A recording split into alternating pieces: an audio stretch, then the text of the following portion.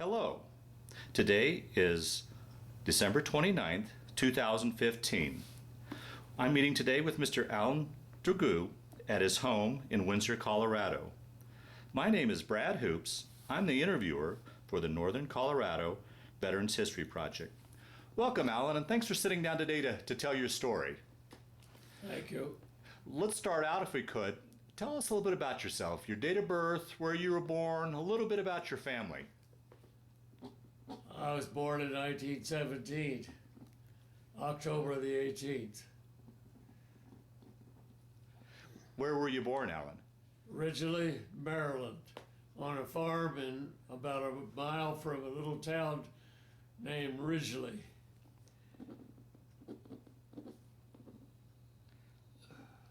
And that's where you grew up then, on the farm? Yeah, right, Yeah. right. I went to school at Ridgely High School.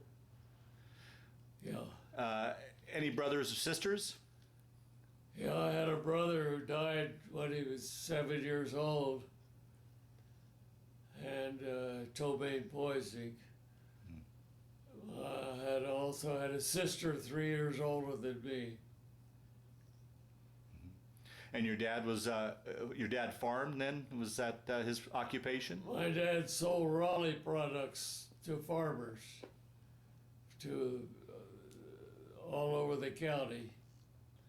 But he did farm too, sort of a hobby.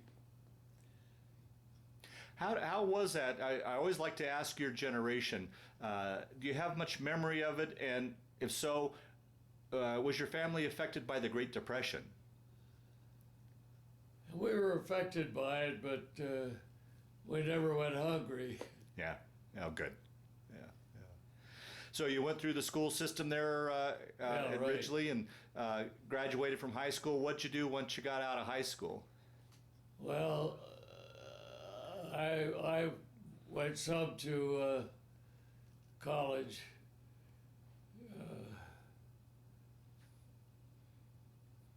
I can't remember the name of it. Yeah, that's okay. Anyhow, mostly it was I worked in the day and went to school at night. Wow. Well, let's talk about December 7th, 1941. Do you remember where you were and what you were thinking when you heard about Pearl Harbor? Yeah. I was visiting a relative in Conshohocken, Pennsylvania.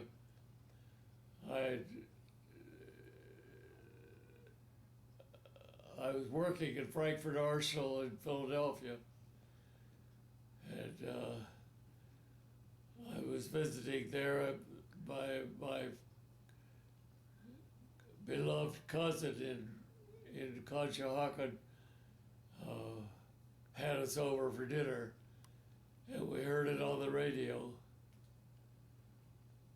What were you thinking? Did you think you were, what went through your mind when you heard that?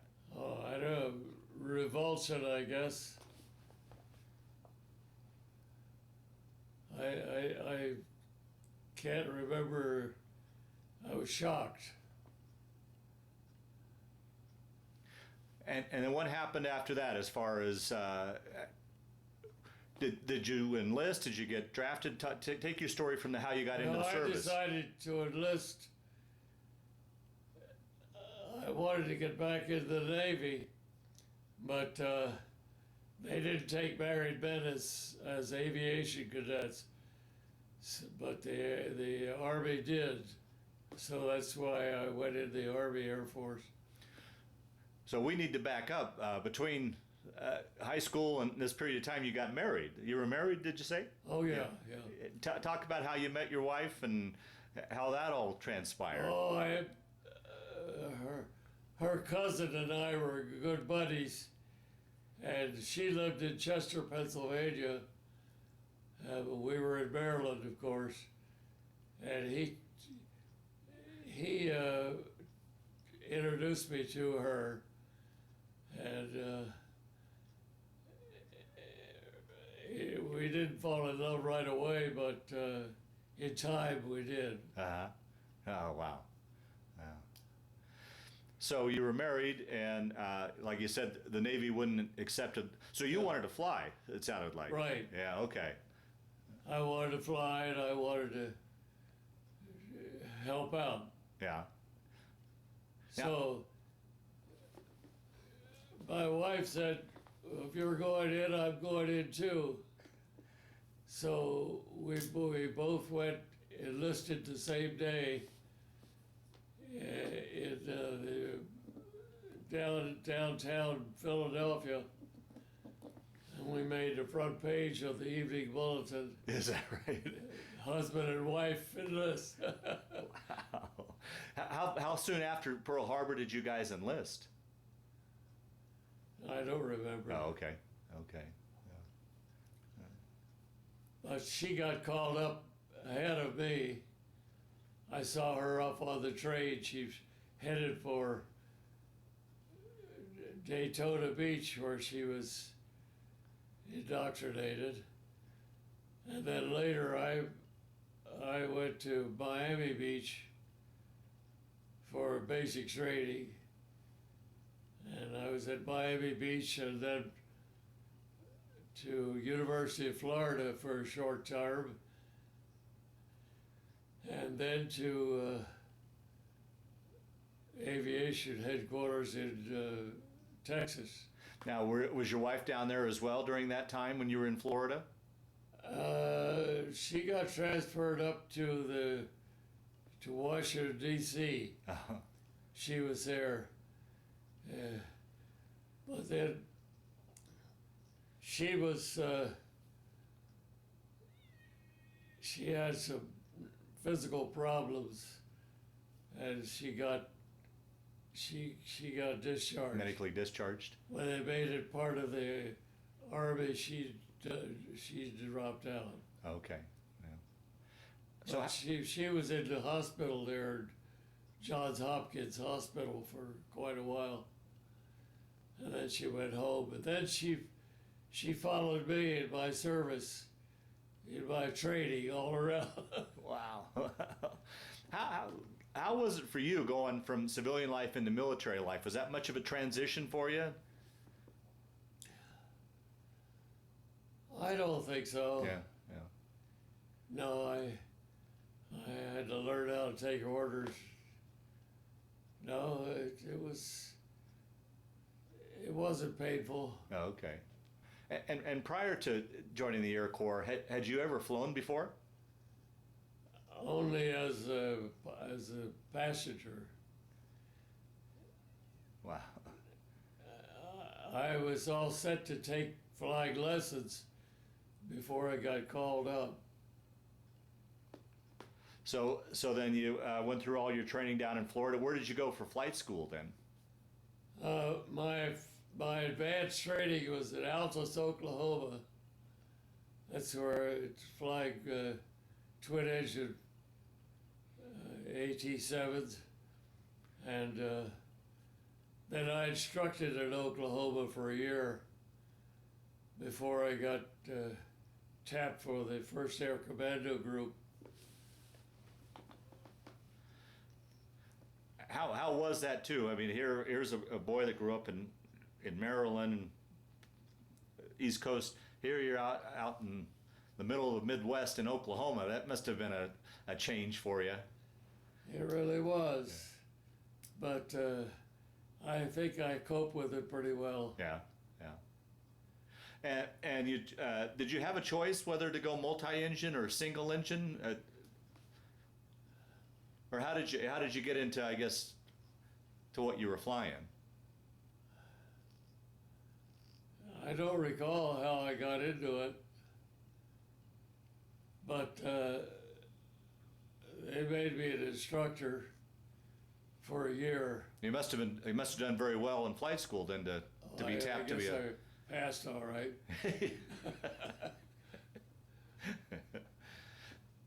So.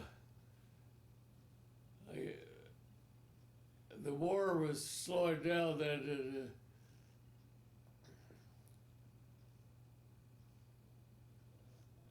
They needed fewer instructors, so they sent us to the 1st Air Commando Group, which you probably heard of Colonel Flip Cochran. No, talk a little bit about him. Well, I don't know much about him, but I was in the 319th Troop Carrier Squadron, which was part of the 1st Air Commando Group. But we were just transport pilots. We flew everything from mules to soldiers, anywhere they needed to go. I got tapped, and we got a ride from Fort Wayne, Indiana to Karachi, India. Roughly how long did that trip take you? Oh, I don't know, I guess a week or two. Oh, wait. And then to Burma, Warazoop in Burma. And that's where our outfit was based. And we flew all over Burma and China and India. We saw a lot of that country. Yeah, talk about it. Once again, you know, like many of your generation growing up, you really didn't travel too far away from home. Now you're halfway around the world in exotic India and Burma. I mean, I can't imagine what that must have been like for you. Well, we lived in tents out in the jungle. Wow. And in fact, they had a tiger attack. He scratched a guy in his leg, and I took him to the hospital and flew him to Missional to the hospital. But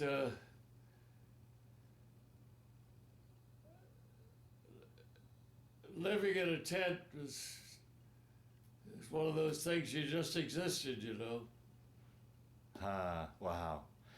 Did you have any problems with all the jungle diseases and malaria and all that? Any problems with that? I went hunting a couple times, but Did you? didn't have any good luck.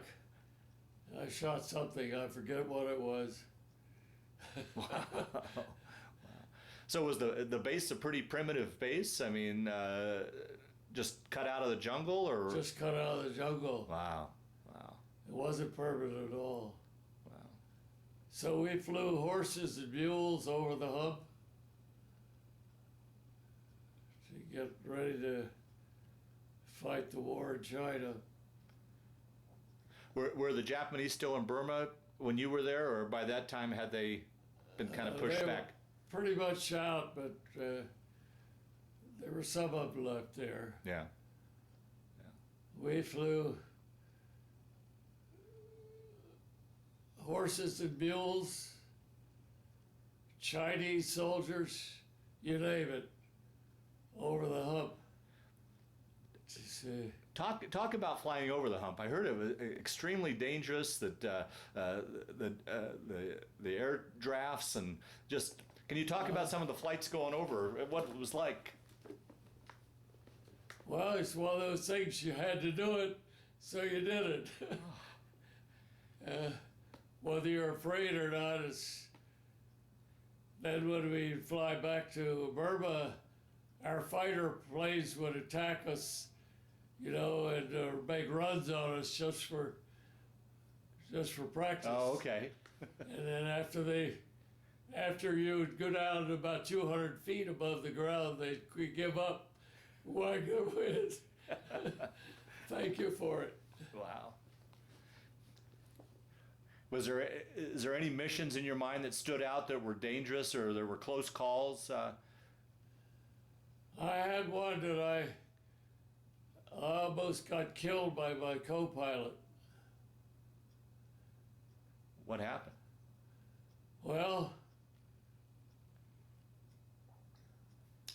we landed at this field in China, and it was a short runway. and there was a big lake at one end of the runway. And so when we got ready to take off, I told my co-pilot, I said, I'm going to make a short. Oh, this was a fighter pilot. They sent fighter pilots over to fly co-pilot with us. I told him, I said, I'm going to make a short field takeoff. When I give you the signal, give me quarter flaps. So we revved up, started to move. I gave the signal. We started to move. He said, your gear's coming up. So in a panic, I pushed everything forward. So our engines revved up on an emergency, and we got off the ground. Okay. Oh, wow. I was afraid of that lake at the end. But I didn't have him as co-pilot anymore. Now, I had a good co-pilot besides that, a fellow named Gene France. He had been made a permanent co-pilot by the commanding officer. He had some kind of accident on landing, and he was a permanent co-pilot, but he was good. I liked him. In fact, he contacted me after the war. We had a communication. But I was lucky to get off the ground there. Wow. Yeah, it doesn't sound like you were landing on nice airstrips. It sounds like everything was kind of primitive where you were. I didn't pull those throttles back till we got about 2,000 feet in the air. Did you let him have it? Did you tell him about it? Oh, you bet. Yeah. You bet. Now, what would be the crew? How many would be in your crew on your plane? Oh, we had a radio operator and a crew chief. And of course, the co-pilot. So just the four of you then? Yeah. Okay.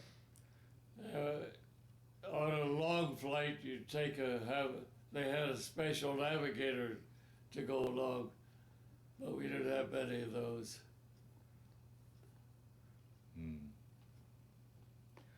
Talk about what was life like back at your camp. You said you were living in tents. What was the food like? What did you guys? The food was good.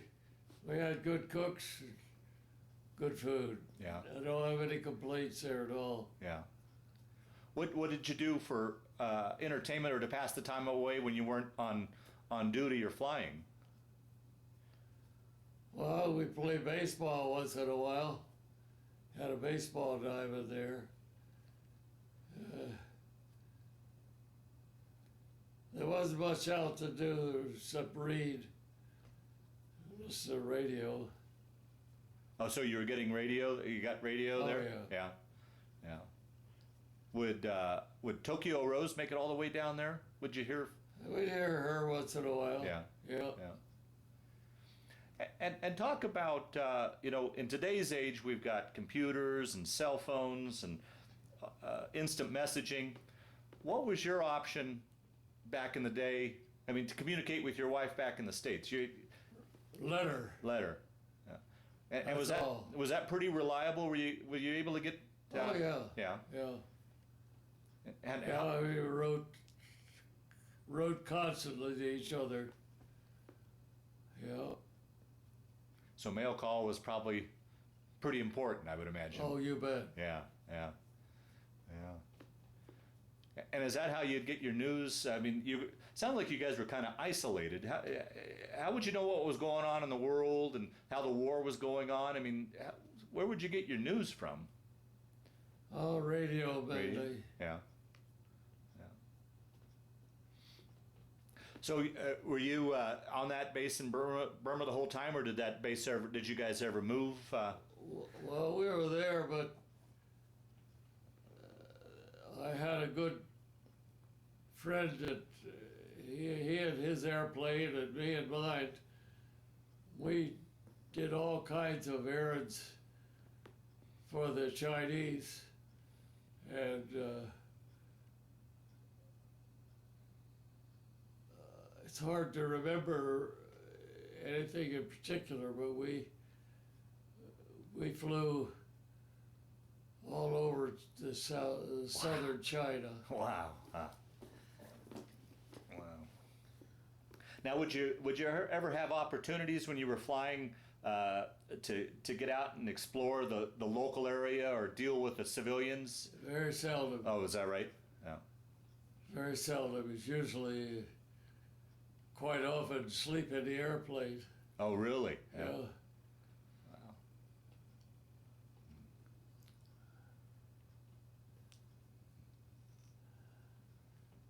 Yeah, it was quite a. As I look back on it, it was quite an experience. Oh, yeah. Yeah, I can't imagine. And when the war ended, why I was in China. We heard it on the radio at a club. And so it seems like right away they started asking for volunteers to stay over. They didn't get many volunteers. Stay over and fly in Japan. Did you, when you heard that the war was over and that we had dropped these two big bombs, could you comprehend what these bombs were?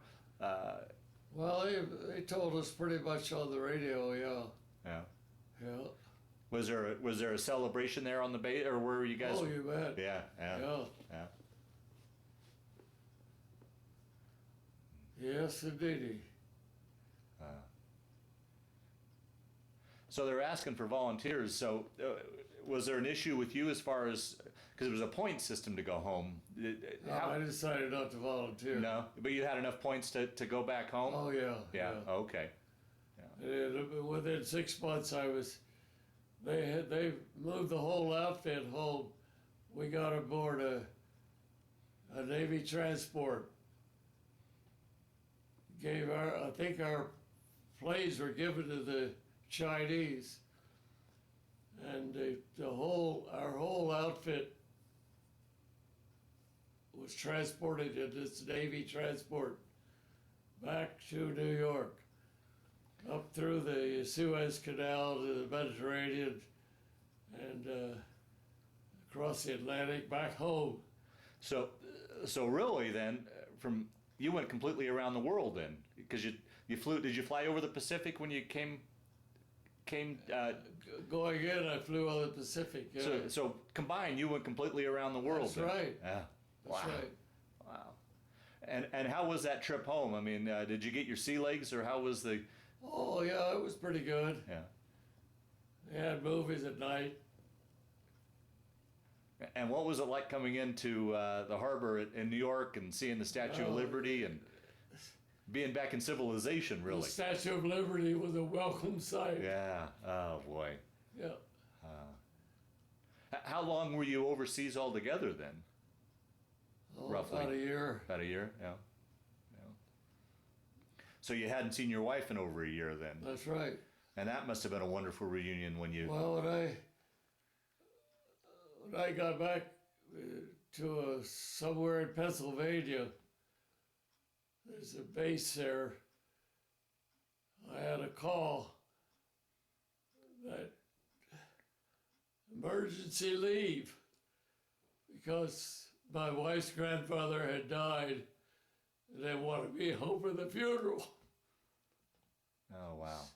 So I went back to Pennsylvania, went to the funeral, and then back to Pennsylvania to get discharged.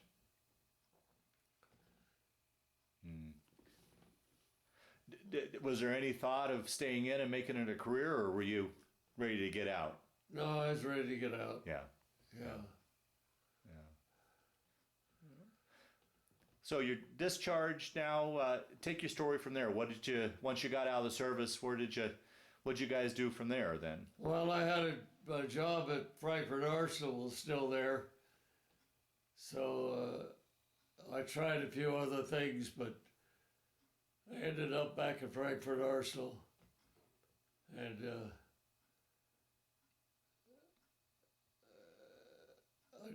I didn't get my old job back. They put me in a different job.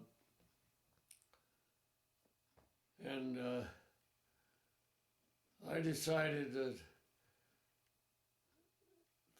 things look better up at the Naval Ordinance Lab in Johnsville, PA.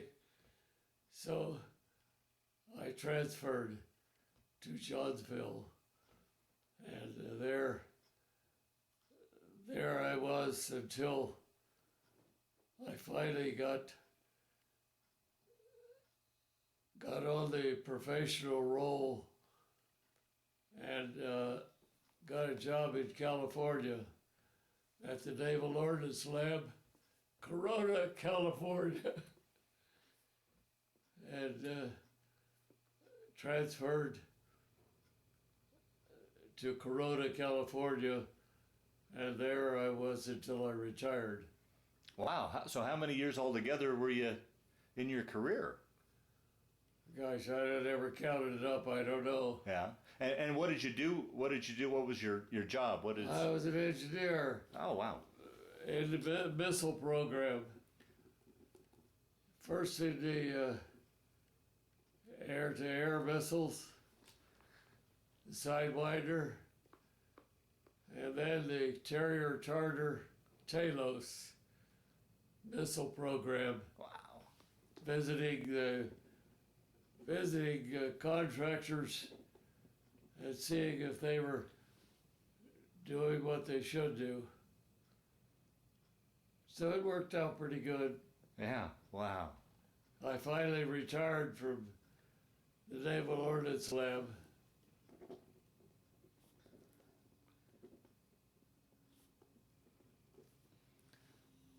Then I went to teaching tennis. Oh, really? Yeah. Yeah. I almost moved up to the border of Canada. There's a lake up there. I can't remember the name of it.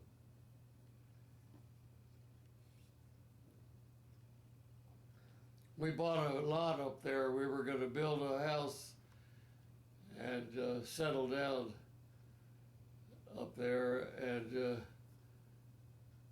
but then it didn't work out. The friend of ours that had the tennis facility, indoor tennis facility up there,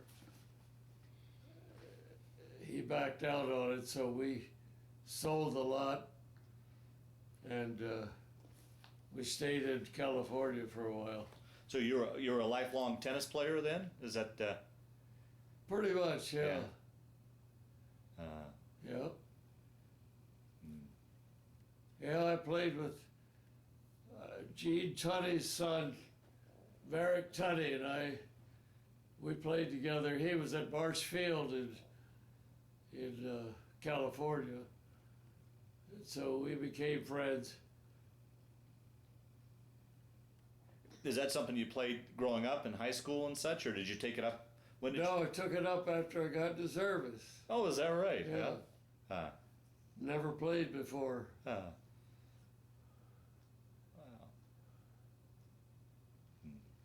I can't remember the lake up there.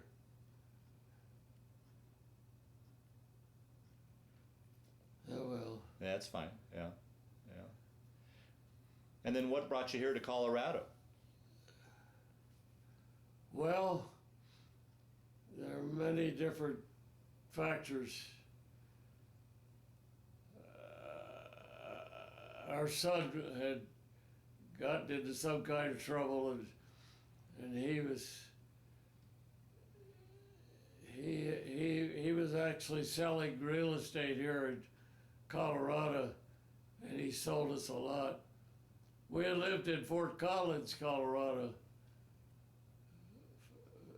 quite a while, and I liked Fort Collins. it worked out pretty good there.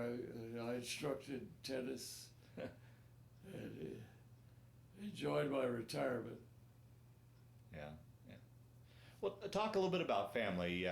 Children, grandchildren, great-grandchildren? We adopted a child when we were in Pennsylvania at the Naval Ordinance Lab. We adopted a boy, and he's 5 months old, and we thought that was the thing to do. In fact, we adopted him just about the time we moved to California, and so we moved from Fort Collins, from where was it? From Johnsville, PA, to Fort Collins, and left a trail of diapers across the country. But he was 5 months old then, and he grew up in California. He had some real problems as a teenager. But he got out of it. He ended up real good. Oh, good. When he died, he was doing work with people who were getting off of alcohol, and he was doing a great job. Any grandchildren, great-grandchildren? Yeah. No? Okay. Well, he had a couple wives, but no children. Oh, okay. Okay. Yeah. And how long were you and your wife married? Oh, I don't know. He goes up into 30-some years. Yeah. In fact, probably a little more than that. We were married in 1938. She died a couple years ago. Oh, so more than 30 years. It was probably 70-some years then. Yeah. She was a good gal. Yeah.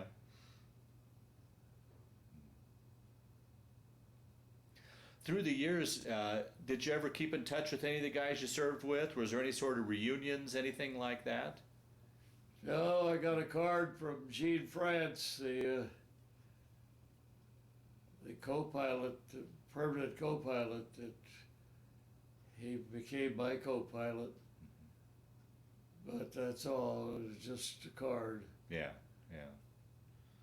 I had a good friend, this John Knopp, Captain Knopp, who had graduated from Purdue. He wanted me to go to Purdue, and he wrote letters and tried to get me in, but they were snowed under with applications. There's no need to try. Yeah. Yeah, when you got back, everybody was coming back, and the universities filled up, and So I went to Drexel. Oh. Pretty much, yeah. So you went to Drexel after you got back out of the service? Yeah. Yeah. You took advantage of the GI Bill and. Yeah. Oh, good, good. Mostly night school. Yeah. And one at the University of Pennsylvania. I took a course or two. All in all, it worked out to get me a professional rating in civil service. Gotcha. Yeah. Gotcha. Yeah. Well, Alan, as we start to wind down this interview, is there anything I didn't ask you that you wanted to talk about, or any other stories that have kind of floated to the top as we've been sitting here that you wanted to talk about, so that ideally I know we only probably got the tip of the iceberg of your story, but ideally we round out your story as best we can, or do you think we pretty much covered everything? I think we pretty much covered I never minded our fighter planes using us as targets, Because after you go down to 200 feet, they stop and they whack your wings. Thank you, for it. I never minded that at all. Yeah. Was there ever were the Japanese any trouble as far as in the air? Did you ever any trouble? No, they never attacked us. Okay. Oh, good. No. Yeah.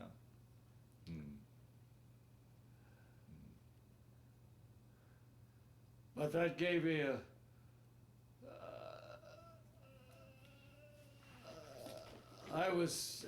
I felt near death there when he says your gear's coming up.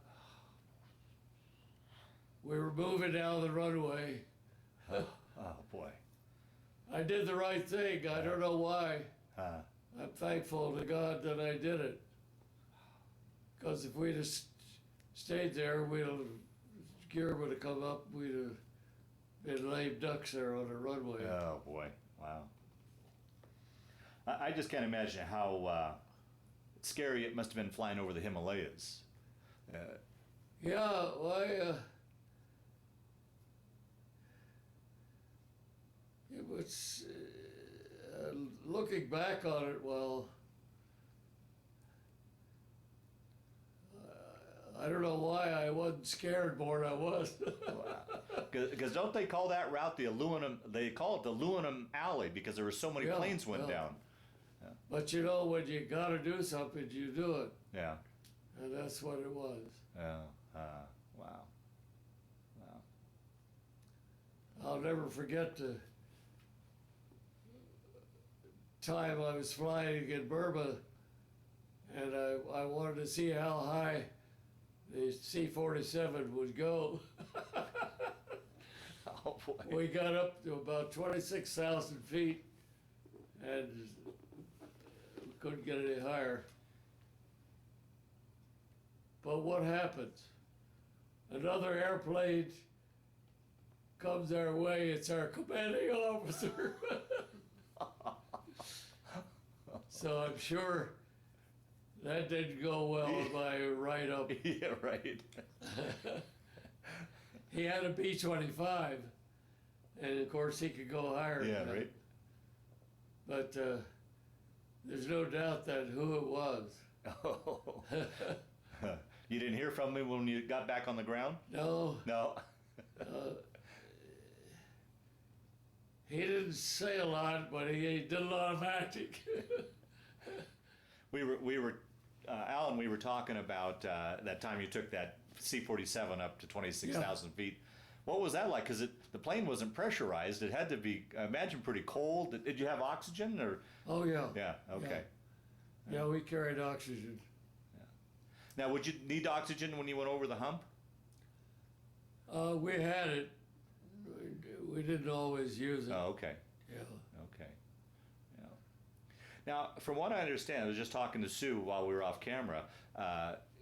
You had told her that the reason you had fighter pilot as a co-pilot because they'd run out of targets, so they started throwing those guys in with you. Is that right? Well, yeah, they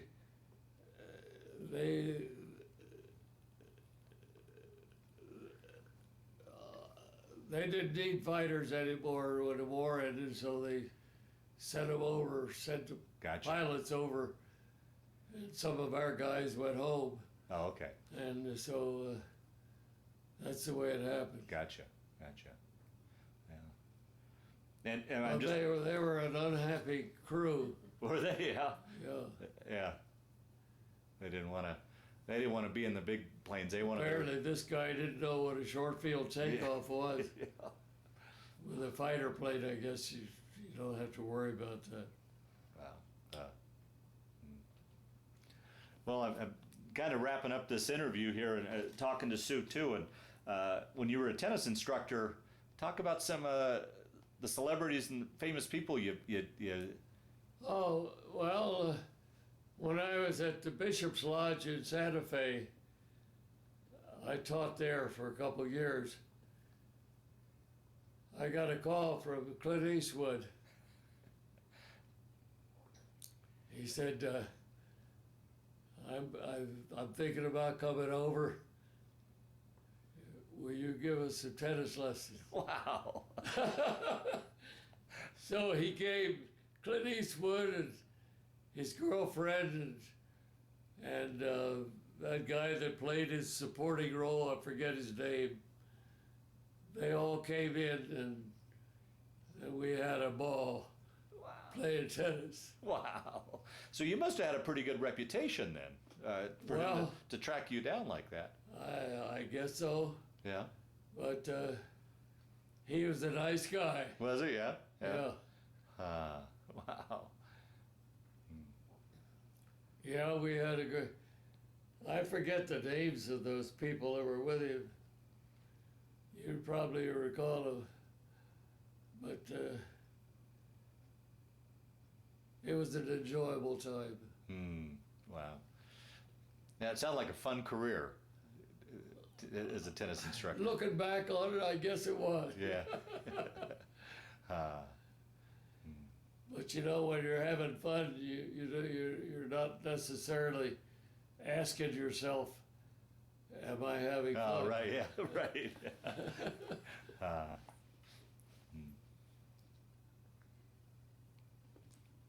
Well, Alan, the last question I always like to ask in these interviews, as you look back on your time in the Air Corps and everything you did and experienced, did it change your life, play a role in your life, affect your life at all?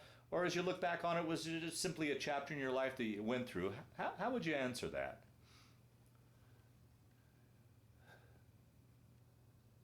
I guess it changed my life. See, my parents were very religious, and they wanted me to be a preacher. Oh, really? Yeah. But I guess I disappointed them. But yeah, looking back on it, it's been pretty good. Yeah.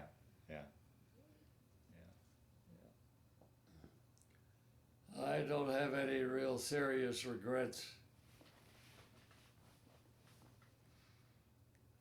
I had a good marriage, good wife.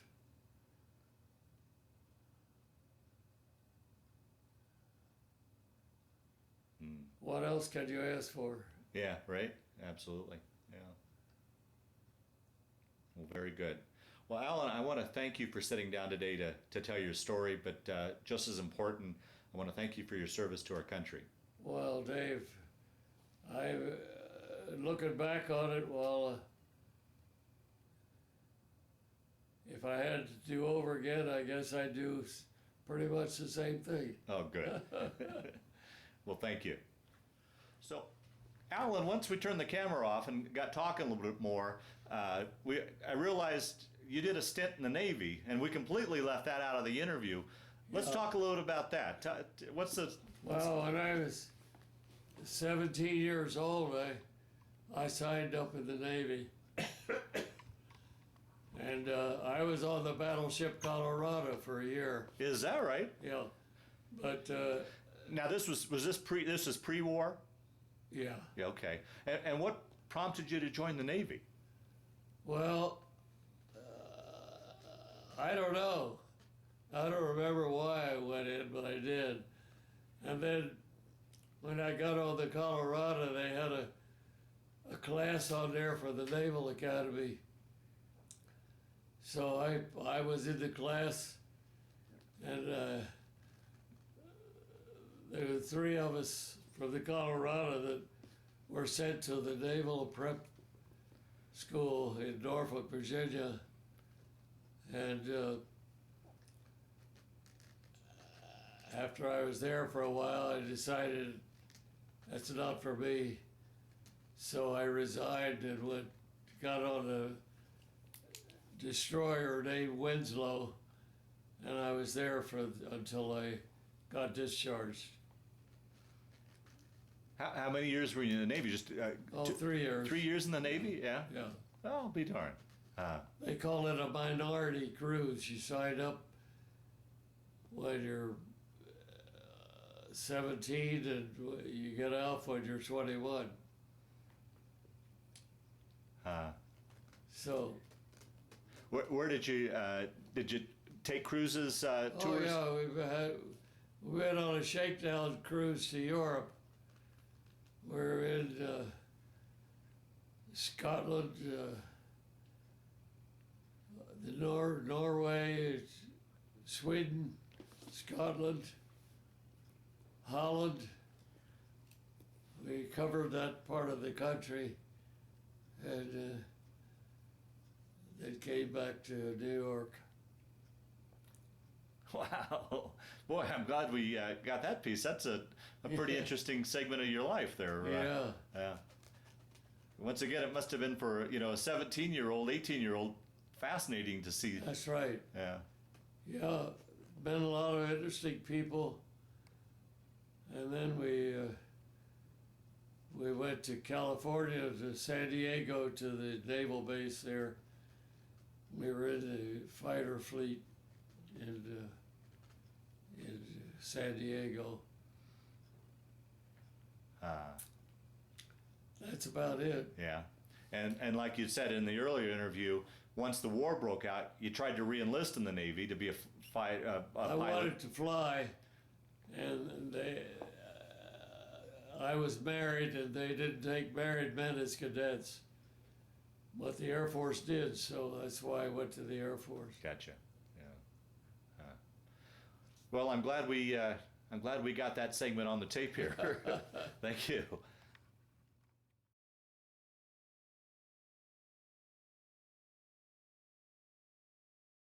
Yeah, this is my Navy picture. I don't recall whether I was in the Colorado or the Winslow at the time. This is Marie, my wife. I don't recall just where this picture was taken. Where we both signed up the same day to go into the service. Wow. This is me as a cadet, and we both went into the service same time. And then she got out of the service for medical reasons, and then she follows you around the country? Right. She followed me until You went overseas? I left for overseas, right. This is me as an aviation cadet. I was just about ready to get into the PT-19. That's about the time I graduated from the cadets. Became an officer. There's the PT-19. That was a good plane. Yeah. There's the C-47. Now, did you fly the same plane the whole time you were overseas, or did you have very different planes? Well, pretty much the same one. Yeah. And did you name that plane, or was it already named by the time you were flying it? Oh, it was named already. Okay. And Skipper, is that the name of the plane? Yeah, I guess so. Yeah. This is on a train in Burma. Oh, that's my fellow tent mates.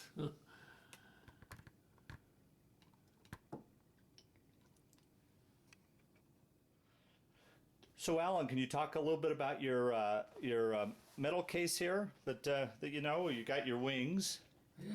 Yeah. You were lieutenant? I finally got to be a captain. Captain? Okay. Looks like the Air Medal. Uh-huh. Looks like you got a presidential unit citation. Unit citation, right. Uh-huh. And looks like a couple battle stars. I guess. Yeah. Yeah. Okay. Very nice. I had a good friend, Jack Tooby. He publicized me more than I needed.